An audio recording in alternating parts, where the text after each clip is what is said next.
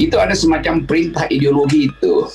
Kan tenaga kerja Cina itu harus merangkap sebagai intelnya negara. Itu tradisi di dalam negeri Cina yang bahkan sejak Deng Xiaoping itu sudah ditanamkan bahwa kita sembunyikan ambisi kita tunggu momen. Itu doktrin dalam kebijakan politik luar negeri Cina itu. Jadi selalu orang menganggap bahwa yang masuk bukan sekedar TKA, tapi juga intelijen. Pengusaha Cina pasti menjadi intelijen negara tuh. Karena Bank Cina itu kan mensponsori habis-habisan pembangunan di negara-negara Arab, Afrika itu dengan maksud geopolitik. Jadi sekali lagi Indonesia mesti tahu bahwa investasi Cina itu selalu investasi dalam kerangka strategi geopolitik. Itu soalnya. Staf Sus Menteri BUMN tak setuju penutupan akses TKA Cina. Syafril Sofyan mengatakan bukti rezim Jokowi sudah dikuasai Cina. Jadi ada kesan rakyat kita dipersulit atau dipersulit untuk kemana-mana karena alasannya COVID. Tapi WNA Cina masuk ke Indonesia itu gampang dan banyak. Oke, saya belum pernah dengar pernyataan pemerintah mengenai ini. Ya, maksud kasus saya yang TKA tadi itu nggak ada hubungan dengan namanya uang dan sebagainya. Latar belakangnya ini masalah trust, Gini. masalah kesetaraan dan bagaimana kebijakan itu harus konsisten. Kalau kita memang konsisten seperti itu, konsisten lah. Ya, semuanya ditutup dulu dan ini bisa menunggu. Ada yang ada di situ, biarin aja di situ. Mungkin pekerjanya yang memang sudah bekerja di situ, biarkan saja. Kenapa harus bolak-balik? Toh juga mereka sudah ada pekerjanya di situ. Diperpanjang saja dia bekerja di situ. Nggak harus kemudian ada rotasi-rotasi semacam itu. Itu kan sangat beresiko terhadap penularan. Itu sangat teknis kok.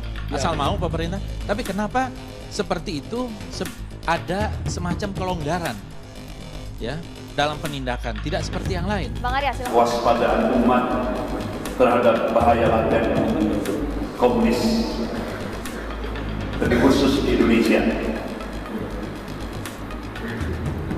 Dulu Cina belum masuk di Indonesia, bisa memunculkan peristiwa G30S PKI. Dan sekarang Cina sudah masuk ke Indonesia, bahkan tidak hanya sekedar masuk, sudah nancap dan mencengkeram Indonesia. Dan mungkin itu lebih dahsyat. Allah Subhanahu wa taala mengabarkan bahwa sejarah itu akan berulang. Yang membedakan adalah warna dan kualitasnya. Sejak 2015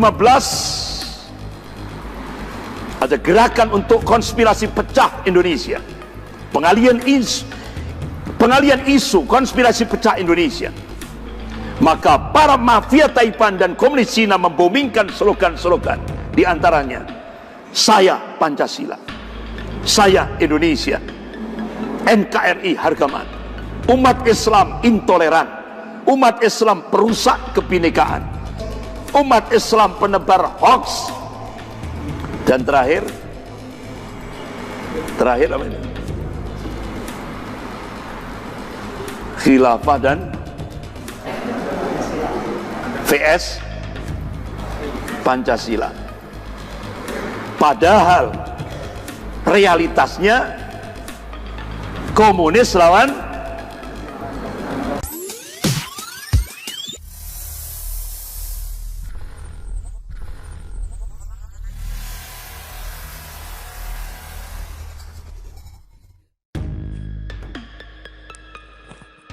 Staf Sus Menteri BUMN tak setuju penutupan akses TKA Cina.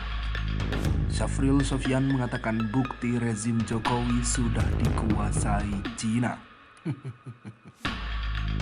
Kontenislam.com. Sekjen Forum Komunikasi Patriot Peduli Bangsa, Syafril Sofyan, menanggapi pernyataan Staf Sus Menteri BUMN Arya Sinulinga yang tak setuju penutupan akses bagi kedatangan warga negara asing khususnya dari Cina ke Republik Indonesia. Menurut Syafril Sofyan, pernyataan Arya Sinulinga tersebut merupakan bukti bahwa pemerintah Presiden Jokowi sudah dikuasai Cina. Ucapan Arya Sinulinga sebagai bukti bahwa pemerintah Jokowi sudah di bawah kekuasaan RRC, ujar Syafril Sofyan pada Kamis 8 Juli. Lantaran telah dikuasai Cina, kata Syafril, pemerintah Jokowi tidak berdaya mengambil keputusan untuk membatasi kedatangan warga negara asing. Selain itu, Syafril Sofyan juga menilai Presiden Joko Widodo tak akan berani menolak kedatangan TKA Cina meski akan banyak pengangguran dan PHK di dalam negeri sekalipun. Pasalnya, menurut Syafril, Indonesia sudah banyak tergantung pada Cina, mulai dari utang hingga investasi infrastruktur. Lihat saja betapa kukuhnya Luhut Binsar Panjaitan membela, membiarkan dan mengizinkan masuknya TKA Cina walaupun dalam kondisi darurat kesehatan, ungkapnya.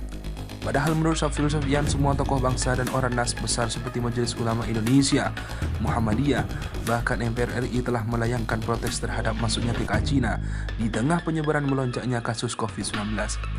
Bagaikan angin lalu, ini sebagai bukti RRC sudah menjajah Indonesia, minimal rezim ini sudah di bawah kekuasaan RRC, tegasnya. Sebelumnya, staf sus Menteri BUMN Arya Sinulinga angkat bicara seputar kedatangan masuknya TKA Cina ke Republik Indonesia di tengah penerapan PPKM darurat. Menurut Arya Sinulinga, publik mesti memahami kalau Indonesia tak bisa sembarangan tutup akses bagi warga negara asing yang hendak masuk ke tanah air. Soal TKA, saya rasa perlu menjawab. Kita harus objektif, kita ini tidak bisa melarang negara lain masuk Republik Indonesia, karena negara lain juga tidak melarang orang lain masuk ke negaranya. Kalau melarang artinya kita tutup sendiri, nanti hubungan negara kita bisa bahaya, ujarnya. Kewaspadaan umat terhadap bahaya laten komunis, lebih khusus di Indonesia. Dulu Cina belum masuk di Indonesia, bisa memunculkan peristiwa G30S PKI.